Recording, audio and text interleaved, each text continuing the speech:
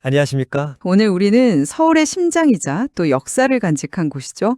바로 광장시장에서 끊이지 않고 터져나오는 이른바 바가지 요금 논란의 본질을 좀 파헤쳐보고자 합니다. 최근에 한 유튜버의 고발 영상으로 다시금 공론화된 이 문제가 단순히 몇몇 가게의 가격 시비를 넘어서 우리 전통시장 전체의 신뢰도와 생존이 걸린 아주 중대한 사안으로 떠올랐습니다. 맞습니다. 그래서 오늘 저희가 던지는 질문은 바로 이것입니다. 광장시장에서 이렇게 반복되는 불미스러운 사태는 과연 일부 상인들의 도덕적 해이와 개인적인 일탈의 문제일까요?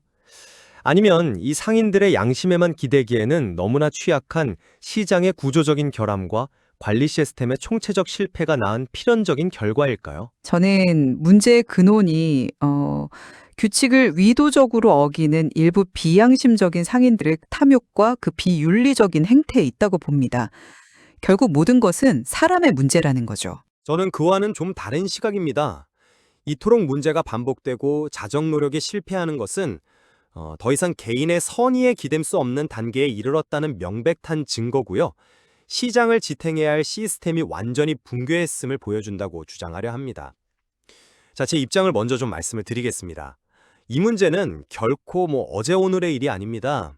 불과 2년 전인 2022년에도 똑같은 논란이 있었고요. 당시 상인회는 전 상인이 보는 앞에서 가격 표시제와 정량 표시제를 철저히 지키겠다, 이런 자정대회까지 열었습니다. 하지만 최근 영상을 보면 어떻습니까? 떡볶이 몇 알에 4,000원, 순대 한 줌에 7,000원을 받는 행태가 조금도 변하지 않았습니다. 이건 결국 개인의 의지나 약속이 얼마나 공허한지를 보여주는 상징적인 장면이죠. 시스템의 뒷받침 없는 구호는 의미가 없다는 겁니다. 더 깊이 들어가 보면 이 광장시장의 기형적인 관리 구조가 보입니다. 시장 건물에 정식 등록된 점포 중심의 광장시장 총상인회와 주로 노점을 관리하는 광장 전통시장 총상인회로 쪼개진 이원적 구조, 바로 그것입니다. 이 두 단체는 태생부터가 좀 다릅니다. 법적 지위와 권한이 다르다 보니까 시장 전체에 통일된 규칙을 적용하고 강제할 수가 없는 겁니다. 결국 문제가 터져도 서로 책임을 떠넘기기 바쁜 구조적 허점이 생긴 것이고요. 총상인회가 노점상인회 측에 3억 원대 손해배상 소송까지 준비하는 지경에 이른 것은 이 시스템이 완전히 마비됐다는 걸 증명하는 겁니다. 이건 몇몇 상인의 문제가 아니라 명백한 시스템의 실패입니다. 네, 상당히 설득력 있는 분석입니다만 저는 그 문제의 원인을 좀 다른 곳에서 찾고 싶습니다. 시스템의 허점을 지적하셨지만 그 허점을 파고들어서 부당한 이익을 취하기로 선택한 것은 결국 개별 상인입니다. 우리는 기본 1인 5,000원 이라면서 손님이 원치 않는 메뉴를 강매하려 들거나 뻔히 양이 적은 걸 알면서도 원래 이렇다고 둘러대는 행위, 심지어 카드 결제를 거부하는 모습까지.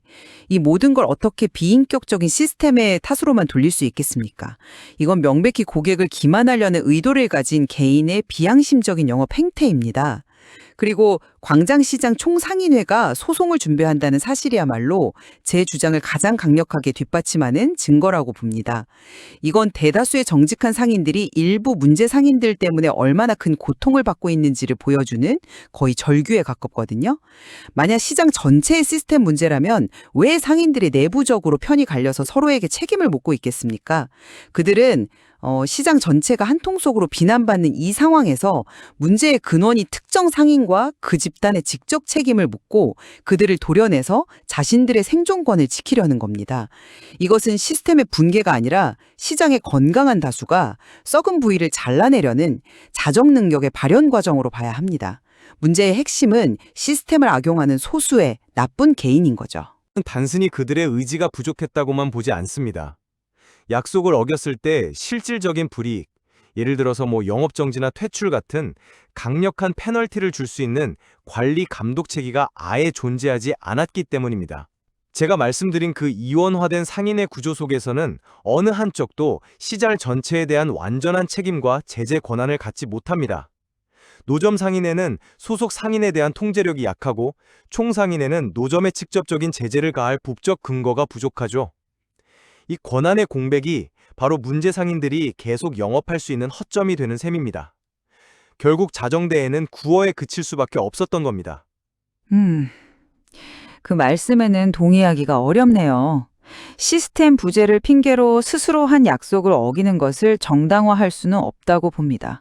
결국 그 약속은 누가 등을 떠밀어서 한 게 아니라 상인들 스스로가 한 것 아닙니까?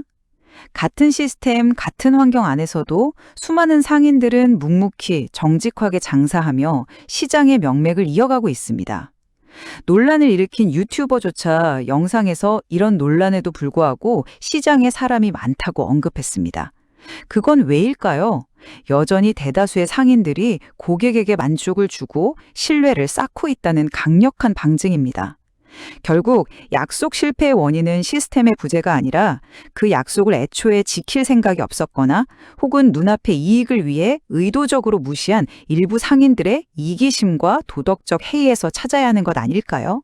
네, 그렇게 생각하시는 이유는 충분히 이해가 갑니다. 하지만 다른 각도에서 보면 바로 그 정직한 다수의 상인들이 왜 소수의 일탈을 막지 못하고 결국 소송이라는 극단적인 수단까지 가야만 했을까요? 저는 바로 그 지점이 시스템 붕괴의 상징적인 사건이라고 봅니다. 시장이라는 하나의 공동체가 내부의 문제를 자율적으로 해결하는 기능을 완전히 상실하고 외부의 사법 시스템에 의존해야만 하는 상황, 이건 관리 시스템이 완전히 무너졌다는 뜻 아니고 무엇이겠습니까? 노점들로 인해 시장 전체의 이미지가 실추되고 고객의 발길이 끊기는 피해가 발생하는데도 광장 전통시장 총상인회는 소속 노점들을 효과적으로 통제하지 못하고 있습니다. 이는 상인회라는 자치기구가 사실상 이름뿐인 존재로 전락했다는 명백한 거버넌스의 위기 상황이죠. 저는 그 소송을 오히려 긍정적인 신호탄으로 해석하고 싶습니다. 말씀하신 대로 내부 문제가 맞습니다. 하지만 그 내부 문제가 골마 터져서 더 이상 대화나 설득 같은 온건한 방식으로는 해결이 불가능한 수준에 이르렀을 때 건강한 조직이라면 어떻게 해야 할까요? 더 이상 좌시하지 않고 법이라는 가장 강력한 수단을 동원해서라도 문제의 뿌리를 뽑아내려는 적극적인 행동에 나서는 것이 맞습니다. 이건 자정 능력이 상실된 게 아니라 오히려 마지막 남은 자정 능력을 총동원하고 있다는 증거입니다. 그들은 피해자로 주저앉는 대신 가해자에게 명확한 책임을 묻는 방식으로 시장을 정상화시키려 하고 있는 겁니다. 이걸 시스템 붕괴의 상징으로만 본다면 이렇게 용기를 내어 총대를 맨 대다수 선량한 상인들의 노력은 어떻게 설명해야 할까요?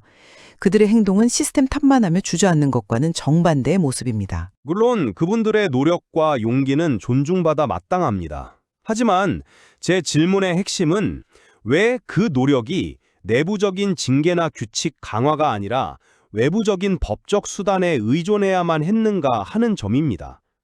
내부 통제 시스템이 제대로 작동했다면 소송까지 갈 필요도 없었겠죠. 자, 터무니없이 적은 양을 주고 최소 주문 금액을 강요하는 행태가 왜 반복될까요? 단기적으로는 그게 이익이 되기 때문입니다. 특히 광장시장을 찾는 손님 중 상당수는 재방문율이 낮은 외국인 관광객이나 타지 방문객입니다. 이런 환경에서는 장기적인 신뢰관계보다는 당장의 이익을 추구할 유인이 구조적으로 커질 수밖에 없습니다. 개인의 양심에만 맡겨두기에는 비양심적 행위를 저지를 유인이 너무나도 큰 환경이라는 겁니다. 이런 구조적 유인을 제어할 감독 시스템이 부재한 것이 근본적인 문제 아닐까요? 저는 그 구조적 요인이라는 표현이 비양심적인 상인들에게 아주 좋은 변명거리를 제공해 줄 수 있다고 생각합니다. 모든 노점 상인이 그런 선택을 하는 것은 아니지 않습니까? 같은 환경에서도 정직하게 장사해서 이모님 또 왔어요 라는 말을 듣는 단골을 만드는 상인들도 분명히 존재합니다. 비양심적인 영업은 결국 어쩔 수 없는 환경 탓이 아니라 개인의 선택과 가치관의 문제입니다.